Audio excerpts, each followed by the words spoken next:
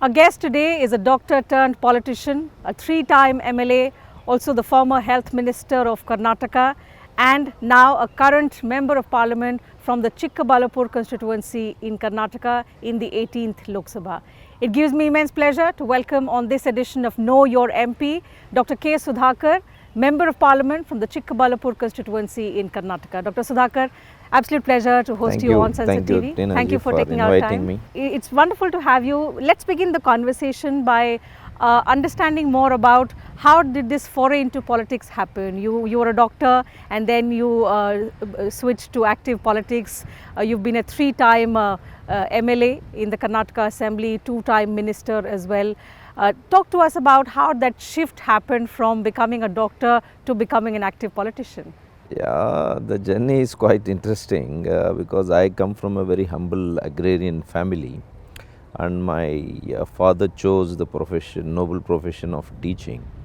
So he was a teacher. So I became qualified in medicine.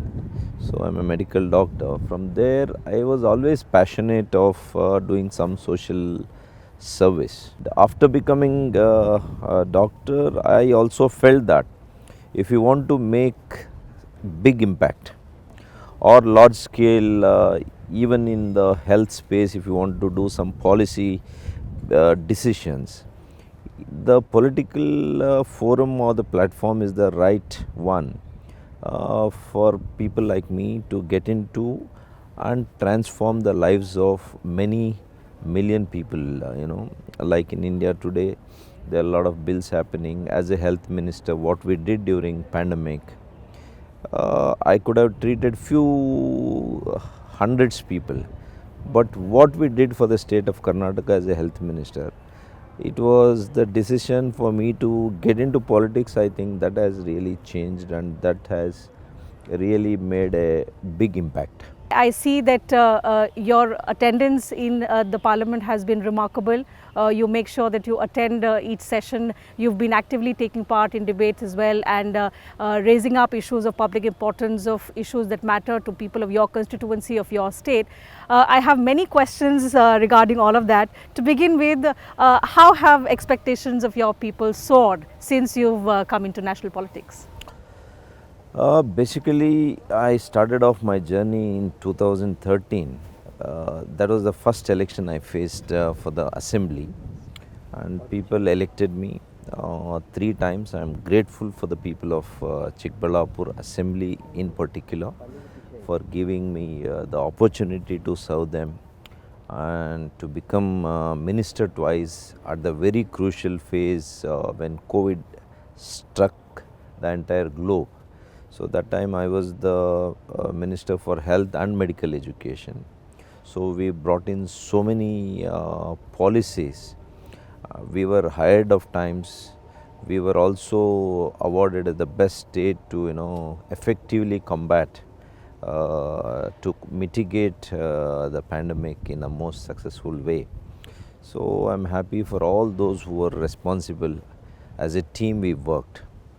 And from there, from state politics to national politics, becoming an MP was not a natural choice. But when I got into national politics today, being an MP, obviously the people of Chikkaballapur, since they affiliate the kind of work that I did as an MLA, as a minister, they always feel MP is much higher and I may do better things. Certainly. Or bigger things. So to fulfill their expectations, what are your top priorities? I've also seen on the digital Sansad app that you've raised several issues that pertain to your constituency, to your state, which include zero-hour mentions, which include questions during the question hour. Also, private members bill is something that you've moved for the betterment of the rural livelihoods. The question here is, what have been your priorities in this 5-year tenure? What do you expect to fulfill that your people expect you to? My Lok Sabha constituency, Chikkaballapur, is primarily it is more of rural background. Yes. And of course it is a 8 assembly constituencies and one from Bangalore city, it is Yelahanka, and 4 more constituencies come from Bangalore rural district, and 3 constituencies come from Chikkaballapur district. So technically I represent 3 districts. So the demand or the aspiration of the people is complex and it varies. For agrarian community, the task, the demand has always been for the clean potable drinking water and water for irrigation. After Rajasthan, probably this is the region between Chikkaballapur, Bangalore rural, Kolar and Tumkur, parts of Tumkur and Ramnagar. In this region, the water scarcity is very much. It is a drought prone area. So that is the challenge number 1. Though we have addressed reasonably by bringing in or by trying out a pilot project, it's called HN Valley, KC Valley and Vrishabhavati Valley from Bangalore through secondary treatment plants. We are taking the water and filling of the tanks. But without doing the tertiary treatment plant, it is not potable drinking water, and the water consumption is always questionable from the point of health view. It's the health hazard is always there, and so we are very concerned. So because this region does not come under both the basins, because Karnataka, the entire irrigation system is channelized through these 2 basins. One is Kaveri basin, another one is Krishna basin. But unfortunately, this region of 5 districts does not come under either Kaveri nor Krishna basin. So we do not have any permanent solution for this. So I am trying to request the state of Andhra Pradesh, which is abetting this border, where they can allocate some Krishna water, which has come till the border of my constituency, and maybe we can reverse that water through some other source from Karnataka. I know that no state will give free of course.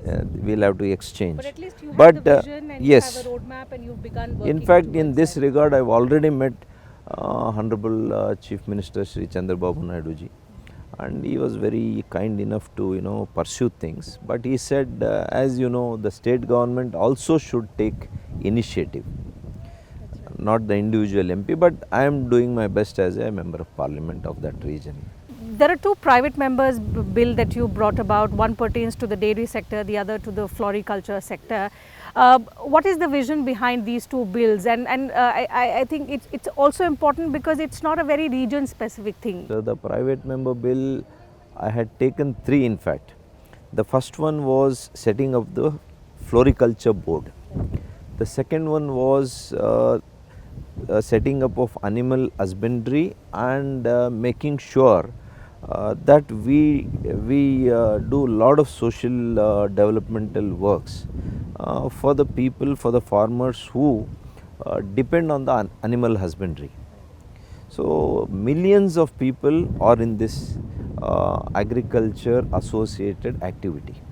Their livelihood, their development, their children education, welfare, everything depends on these 2 important agriculture associated activity. And in fact, Chikkaballapur, Kolar district, it is known for silk and milk. So I come from that region, so I am always passionate of the farmers. I hope these bills will be accepted. Let's hope. Wish you the best for this. Once that is done, I think millions across the country who depend on the livelihood because of the animal husbandry, rearing of cows, milk production. Today, there is a white revolution in India which has taken place, and we are probably the biggest or the second largest producing, the milk producing nation today. So the white revolution is there, green revolution is there. We know that our economy can even increase only with the agrarian economy going up. That is exactly what our Honorable Prime Minister Sri Narendra Modi has envisioned for this nation. That is the reason why from the day one of his administration, he made sure, he is making sure his effort is continuous towards doubling the income of farmers. That is exactly, he has understood the concept of how economy of whole country can really escalate in a big way. Since you brought in the Prime Minister, you are a member of a party which has over the last 1 decade become synonymous with a party which takes bold measures, which takes transformative, reformative actions. Which is one policy or reform that perhaps you've been most impressed with, and which you think has actually made that kind of transformation possible in today's scenario, that India is growing rapidly, we are one of the fastest growing major economies, and that one transformative measure has changed the rules of the game and also the image of the country? It is so difficult to pinpoint one particular Because thing, there are so because many. our Prime Minister on every, he has never left even a stone untouched in any kind of a department.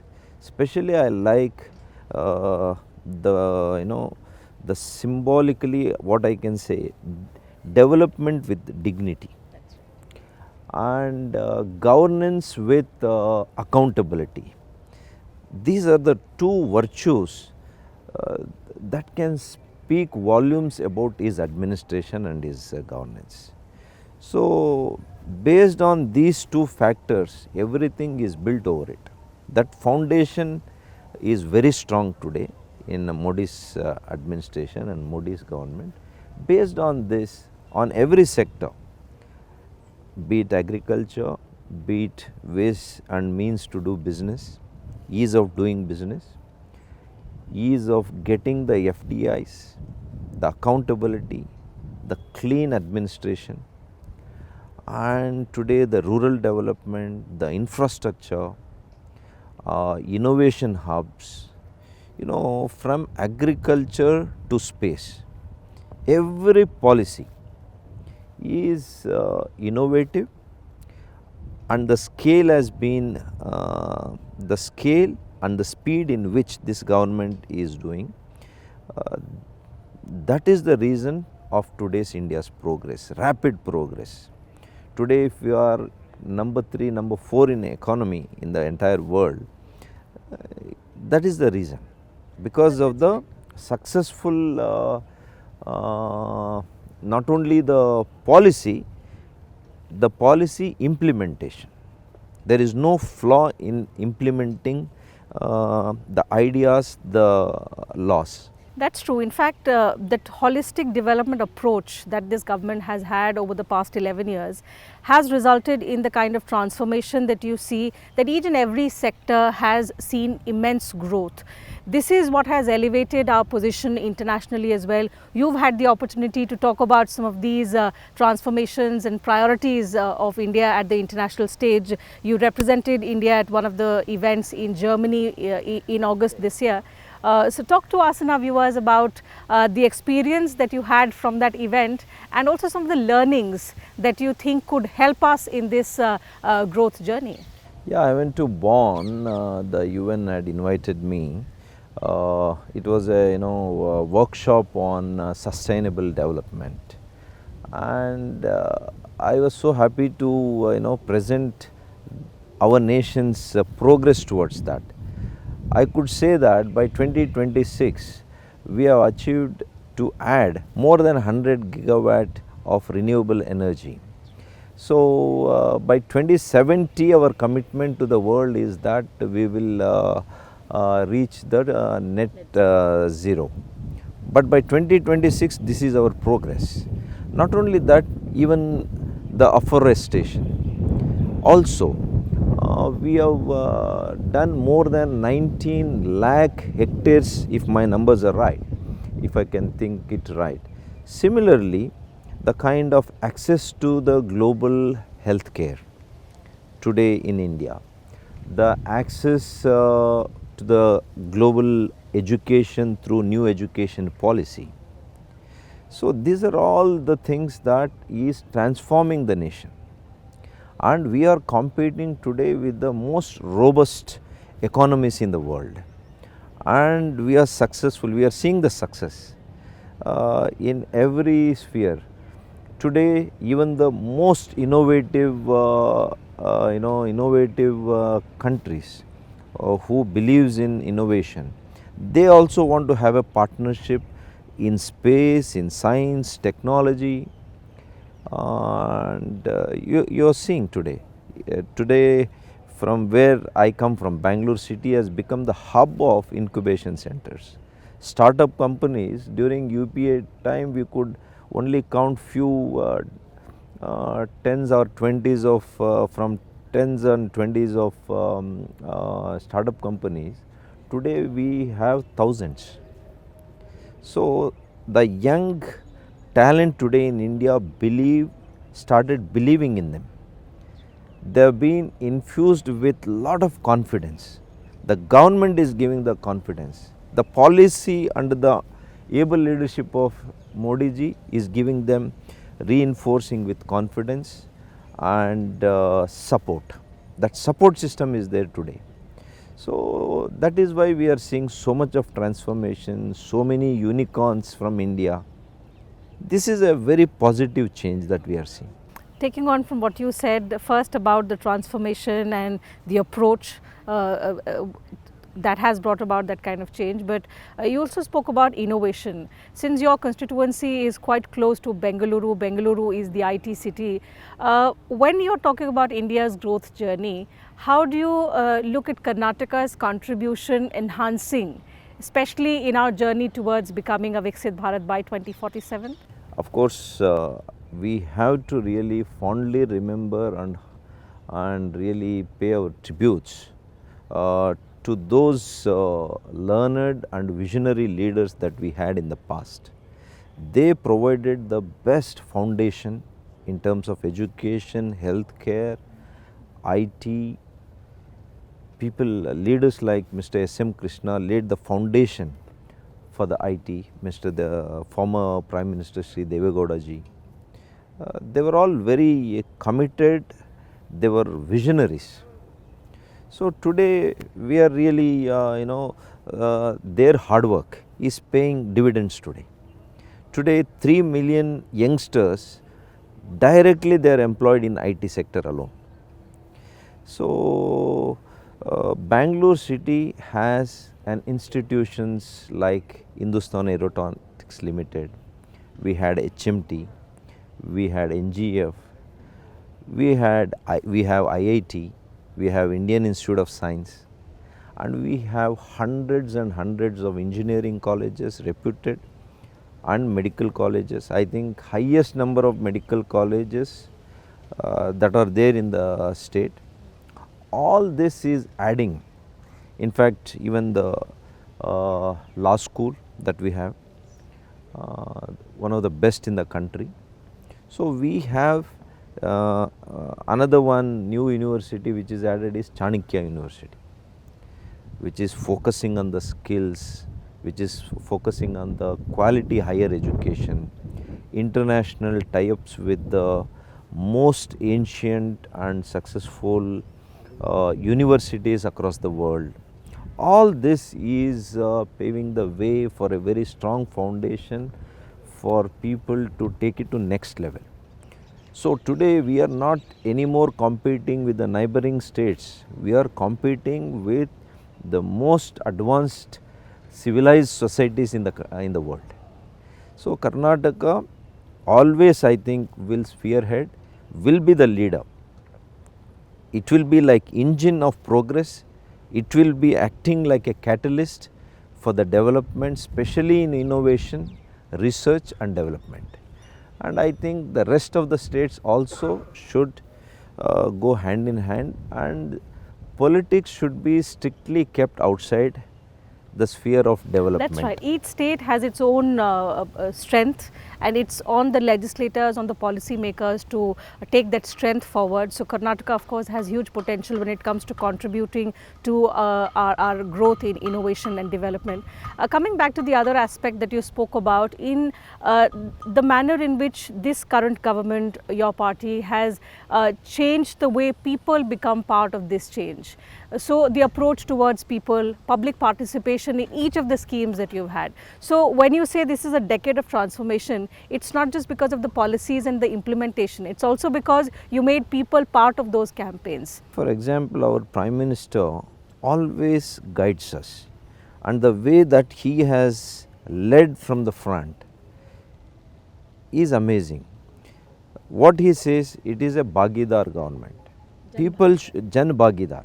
People should participate with the government. It is not just they vote and they forget. No, they have to be part and parcel of the government. They should, every time they should feel that it is our government. We should participate and perform. So this is what I have also learned, and I am also learning. In every new initiative, in every program, I try to mix with the people of my constituency. I go with them. For example, recently we celebrated 150 years of Vande Mataram. So I made sure that all our students, youngsters, they had to know what is the history, how people, our ancestors fought for this struggle. Today we are free country, we are very independent. So this is how, this is one aspect.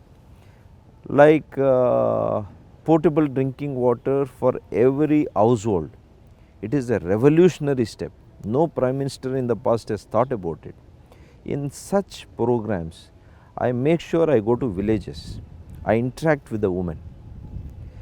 And regarding the Kisan Samman Yojana, which is there, 6,000 rupees annually they get like a pension, like the salary for the farmers. That is also first time, historical moment.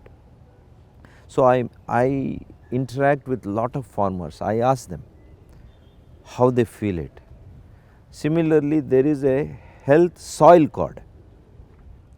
So how we have a health card, even soil has a health soil card to know what is the fertility, how fertile is that land, what is that land eligible to grow, what kind of fertilizers they should use. Everything is being streamlined and structured scientifically. It is all based on scientific evidence and scientific research. So all these programs, when initiated, I make sure I go to the field. I interact with farmers. I ask them, along with the officers, I make them explain. Because we have some state of the art agriculture universities in Bangalore, in my area only. There is a research center. So recently we called about 200 farmers across my constituency. We discuss about the programs that are there, that are being initiated by Modi's government, and I take views from them. What do they feel about this? So that is how we should engage, not just educated and young people. We should also engage farmers, we must engage women.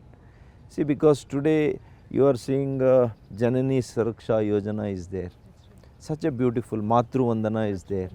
These are all amazing programs which we can only we can salute our Honorable Prime Minister's intention. Since you mentioned your constituency, I happened to visit Adiyogi, which is in Chikkaballapur, and I also know about many ancient temples that are there in your constituency. It has a lot of tourism potential. Do you have any vision to harness the potential, the tourism potential of your constituency as well? Of course, Chikkaballapur Lok Sabha Parliament constituency has immense potential in tourism sector.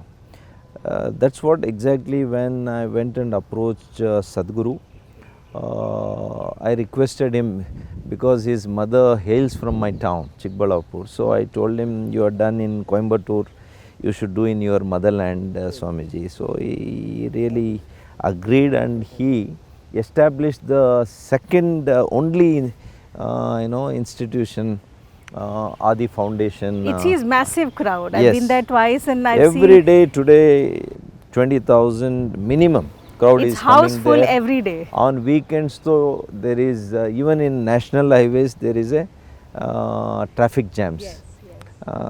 Similarly Nandi Hills, Boganandishwara temple is there, very ancient, built right from 7th century. We have many more places, Bagepalli, Gadidimu is there, and Sultanpet. There is a whole tourism circuit which starts from Avuti Nadaprabhu Kempegowda, who was the architect of Bangalore city. So his Janmasthal, his native place Avuti, from there we have a complete circuit, Shivagange. This is all part of my parliament constituency. There is one more temple which is very famous of Subramanya, Ghati Subramanyeshwara. So we are trying to develop the entire tourism circuit now. So you know that tourism goes by a story. So that is what we are trying to narrate, that story, and we are trying to improve that. Today of course Adi Yogi, there is no doubt, after that institution, after that Swamiji has come, it has really drawn crowds from all countries, all other states, and whoever visits Bangalore today, they are visiting, and I am very happy because with what vision I had, it has really fructified in such a short span of time. It's been just 1.5 years as yeah. as an MP. I'm sure, given that you still have a lot of time in the Parliament, you will be raking up more and more important issues which pertain to your people. This was about work. You've told us about your vision, about your priorities, about some of the initiatives that you've undertaken in the last few years since you made a debut in politics. But tell us about when you are not at work, when you are not a doctor, when you are not a politician, what is it that you like to do? I like to read sometimes. I like to go out with my family, my kids. I'd like to spend some time with my kids. In fact, your hobbies on the digital Sansad portal also listed reading as one of your hobbies. What is the kind of book or author that you're more interested in? I like basically books on history. I like reading biographies. I like development, self-development books. Rarely I read some motivational books and spirituality, books on spirituality. Yeah. And what kind of music? You also mentioned listening to music is one way that you unwind yourself. It depends on my mood, but I like all kinds of music. But my favorite has always been slow rock. Okay. Who's your favorite musician? My singer has been always, I like Ilayaraja music very much. It's very melodious, from India. And the singer always has been S.P. Balasubramaniam from India. The late S.P. Balasubramaniam, Ghantasala from Andhra Pradesh, and Dr. Rajkumar, P.B. Srinivas, all these, they were great singers, Lata Mangeshkar ji. So we've spoken about books, we've spoken about music, we've spoken about a lot of your, what you like to do in your free time, spend time with family. Apart from that, is there anything that very few people know about you, but what defines you? This show is all about knowing the Member of Parliament. So is there anything about you that very few people know, that but you think that it's that value which defines your personality? I was initially very, to myself. I was never an extrovert. I was always kind of, I can't say introvert, but I used to be to myself. But the paradox is I got into public life where I am always amongst people. So secondly, what defines me is I think I am very patient. I listen to people. This is my political mentor S.M. Krishna had really impressed upon me. He used to always tell me, keep hearing. If they speak 10 words, you can say one word or you can only nod. So I think I have been following that. I speak less but I hear more, and I hear from all 360 degrees. That's when a leader can make decisions and understand the situation. I think as a people's representative, listening is more important. You are a young member of parliament, you have lots of years to contribute to. So as we wind up our conversation, how would you expect people to remember you as a parliamentarian? What is it that idea or initiative that you think you have in mind, perhaps not the right time to put into practice, but maybe someday you'll have the opportunity, and which will be a complete game changer in the way people look at politics and the political discourse in the country? That is exactly what I have in mind. I would like our people of my constituency to remember me that I was very passionate, and I will be working for their dire needs, especially the drinking clean potable water, irrigation for farmers, and I want to I want to work towards the women empowerment, because today gender equality is need of the hour. We are progressing well, but we could do better. Similarly, the agrarian community, we must ensure not just at the policy, at every program that we want to design, it should reach the end, and we should ensure the sector of agriculture is robust. Only when agriculture grows, when the income of agriculture is grow, the entire economy of the country will definitely get a huge boost. And the youngsters should be similarly what Honorable Prime Minister is trying to do through new educational policies, through the confidence that we are instilling in them. They must be visionaries, not just limit themselves to work for others. They should have an entrepreneurial bent of mind. They should be big visionaries, and they should take on the world by examples. They should lead. They should learn to lead rather than follow. And with our ideological, the country's basic tattva, Vasudhaiva Kutumbakam, we must love all, we must pray for all well-being, and we should have a proper diplomacy, international diplomacy. We are friends of everybody. We are friends of everybody. At the same time, we will be keeping our heads held high without compromising our sovereign rights, which our Honorable Prime Minister is making sure today, not bending to any external pressure in the interest of Bharat Mata. That is why I always want to follow him, because the way he breathes India, he lives Bharat, he dreams Bharat, he eats Bharat. I just want to follow that principle, and today my countrymen wants to see me that I am committed and I follow in the footsteps of Narendra Modi.